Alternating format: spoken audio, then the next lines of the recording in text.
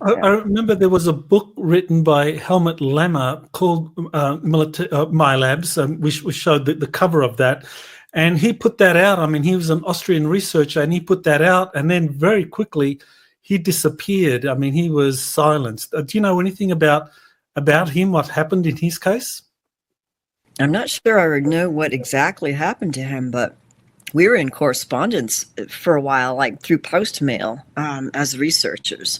And I remember that he was deeply concerned about the what he had heard about with other cases that he maybe didn't write about in that book, like the transfer of consciousness technology that the aliens were doing. And now it's well known, the Michael Aquino and his whole involvement with the ritual abuse and the children, and the involvement with projects, which some super soldiers, SSP people, actually have reported on now in more detail. The Daryl James testimony talked about Michael Aquino and seeing him and his experiences and what he really was, what Aquino really was. So I knew that Helmut Lammer knew about this stuff. He knew about, John Alexander and these groups that were trying to actually, this happened to a colleague of mine. And I won't say it happened to me, but certain groups knew who certain abductees were, like in the early days when they would go to these conferences and start talking about their experiences. I know Helmut Lammer knew about this, that they would try to recruit these abductees who were naturally psychic and recruit them into like their own little private remote viewing projects and psychic projects. And that created some problems for some people because there was a malevolent aspect to it where they got psychically attacked if they didn't want to play ball with these groups that were associated with some of these, what we now know as satanic groups involved with the military. But anyway, I think Helmut Lammer knew about that. And he also knew about the transfer of consciousness technology and the black box technology. And it was just very disturbed about basically the human collusion groups involved with aliens and this technology. And that's all I remember is that, he was deeply concerned about really the satanic involvement with some military and human groups that they knew a lot about the aliens, like they were connected. Can you tell us a little bit about the consciousness transfer technology? I remember reading Alex Collier's book where he talked about the grey aliens using some kind of consciousness technology transfer, that they would take the soul and put it in some sort of black box, and then they would take it off planet as some kind of trade. So is that what you're talking about? What do you know of this consciousness transfer technology? Well, there's a couple that I've heard described, including Alex's description, but the one that made more of a powerful impact was how Ted Rice in the Masquerade of Angels book by Dr. Carla Turner, where one of his early experiences when he was, I think, 10 years old. And so, when he was a kid, he had a major abduction experience where they did they transferred his soul essence into a clone body that was already pre-prepared. So, but how they did this was through it was like a human looking figure in a white lab coat, kind of, it was really an alien, but they dress up sometimes like humans in doctor coats, but they look like stupid and silly. But I guess in his description, they made him drink a fluorescent green liquid, like a small cup of this fluorescent green liquid. And he's like in some kind of medical dental chair kind of thing, tied up. And then once he drank the fluorescent liquid, it caused him to, black out. I think it caused a vomiting kind of gastrointestinal rejection. And then he remembers basically popping out of his body and observing that this liquid was tied in with how it can bind in with the soul essence and the consciousness of the person. And then they transferred that consciousness to a black box. I don't know if they literally put the liquid in there, but the liquid had essence of the soul in it. And so he understood it as a transfer of consciousness into this black box.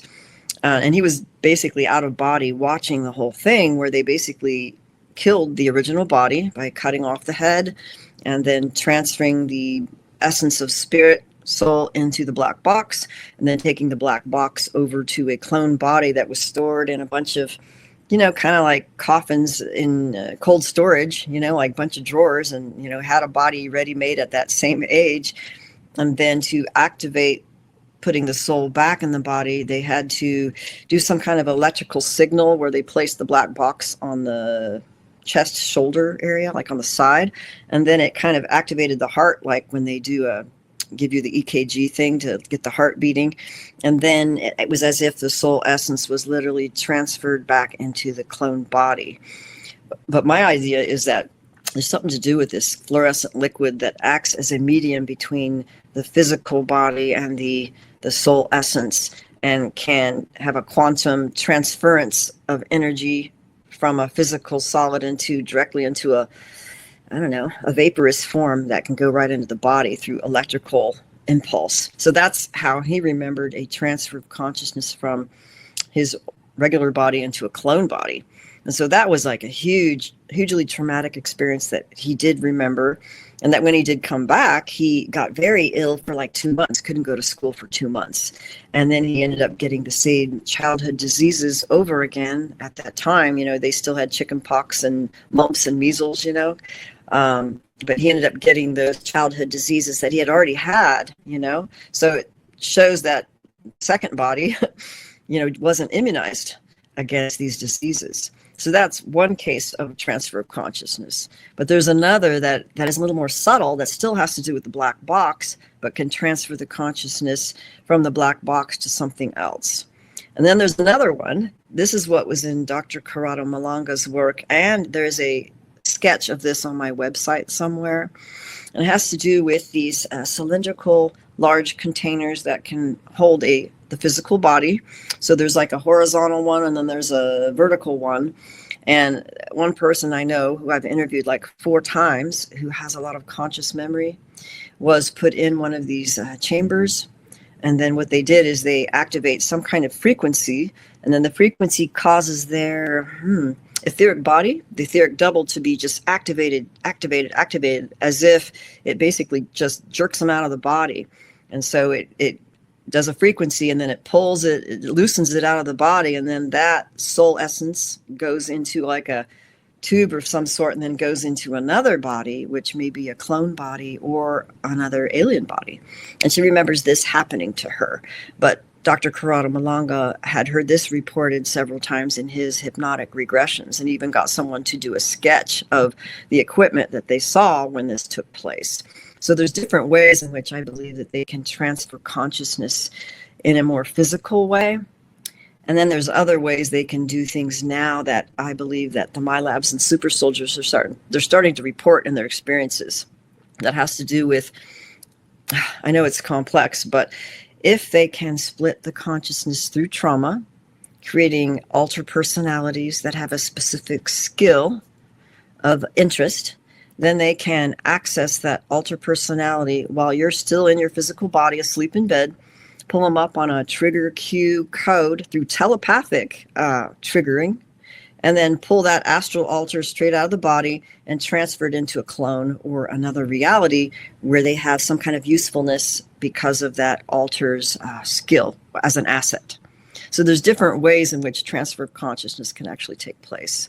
So then in your research, you have pretty much confirmed that not only can they transfer consciousness from one body to another body or into a black box for later use, but they can also take out a part of a consciousness, like an extract, and use that so that someone can have an extract of their consciousness moved into a clone, and that clone is used in a secret space program, but they go on living in their normal program, but somehow because of the soul connection they might have strange dreams.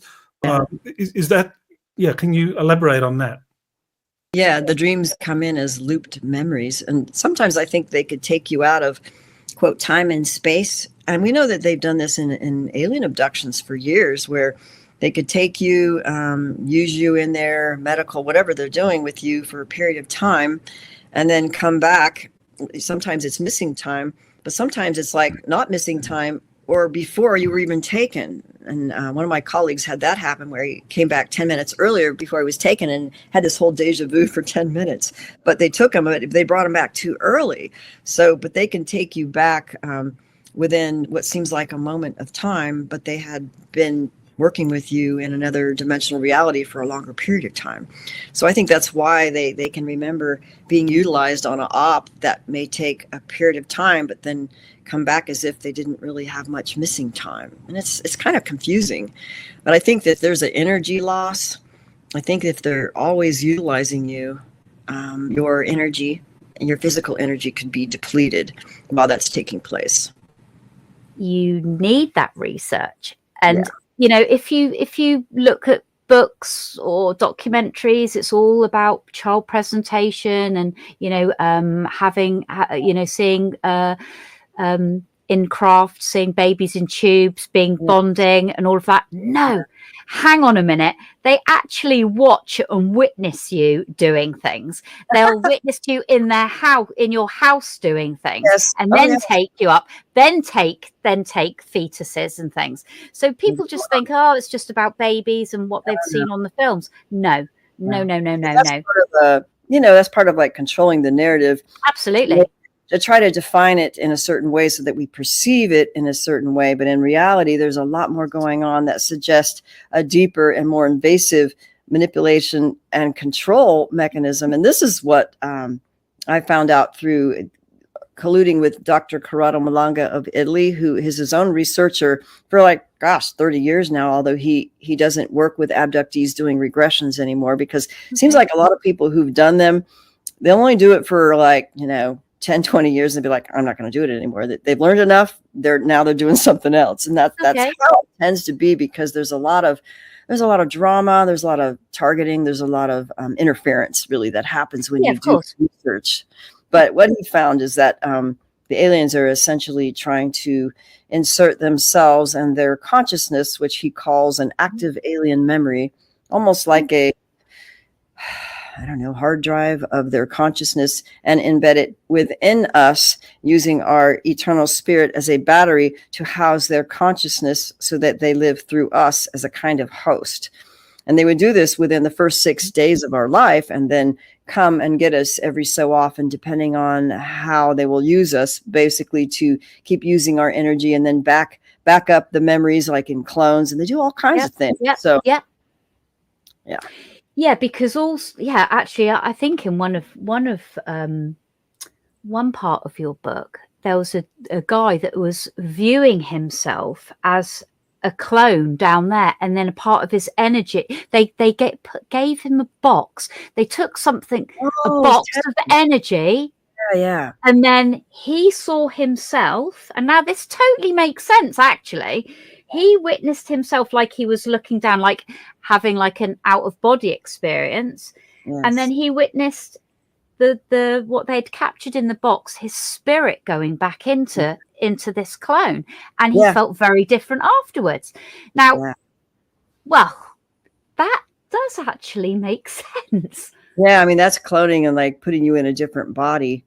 And he would call it a switching out procedure. That's what Ted called it. But I always found it interesting, since I was a biochemist before I became a therapist. And I'm like, I want to know how they did this, because they're using a fluorescent green liquid that they made him drink before they did the procedure. And we hear that a lot. We hear that a lot in experiences as well. Yeah, there's like a fluorescent liquid, because I know other abductees who are actually working with aliens in bases working with that fluorescent liquid. So I think it can connect with the etheric double, like the soul energy essence. After you take it, ingest it, he drank it, and then it made him vomit, get sick. It was burning, and then he blacked out. And then when he blacked out was when he had the body. But what he noticed was that in the tendril of the liquid of the fluorescent stuff, it actually connected to his energy body as he saw it being siphoned and put into the black box. And then the black box is put on the chest, some electrical thing, and then eventually transferred to the clone. Sounds like doing DMT. They probably like a medium that would transfer from one dimension to the next, from a physical dimension to an energetic quantum state to a soul back into a clone's body with an inner electrical, zapping it back. So that's how I see it. Like, that's how they were doing it. Well, we can do it by astral projecting, going from being here and astral projecting out to America and being in someone's front room in the evening, it's everything. It kind of blows lots of people's mind when you think that now, if we're talking about this, how can this be? Well, it is. And it does happen, and it's happened for a long time. And it goes back to the timing of it all. The timing now is perfect to be able to talk about openly about anything like this. Transfer of consciousness, like the transfer of consciousness stuff was actually going on back in the early days. And I remember Helmut Lammer wrote me a letter about that. It was really deeply disturbed by it. But we know that now, even in a lot of the abduction experiences where they would put them in a cylindrical tube thing, and then it would vibrate, and then it would vibrate so fast that it would shake your etheric body out, so that you'd just like go out of the body, and then they would control the transfer into another cloned body or an alien body. And so that was being done so that they can literally transfer your consciousness from one body to a clone, or one body to even a hybrid body or an alien body if you have that frequency. So in the SSP, I mean, they're talking about when they have these experiences, there's not a lot of physical evidence that I really went to Mars or whatever, and physical body or whatever. But I think they can take fragments of consciousness that really function as an alter personality that has been dissociated and programmed. And then they could take that fragment literally into another realm, dimension, or clone body. And they've been doing this all the time. And so it makes the memories really weird, like a weird dream in another dimension, but it felt really real. Well, you know, which we do have. I mean, well, you hear about that as well. Carry on. I had a thought then, but I won't say it actually, but carry on. Well, I wanted to say something that actually came up last week, and it's something that has been observed in many people's experiences that I've talked to over the years. Like a lot of times it's within the alien experiencer experience with anecdotal things, or within the MyLab experiences more.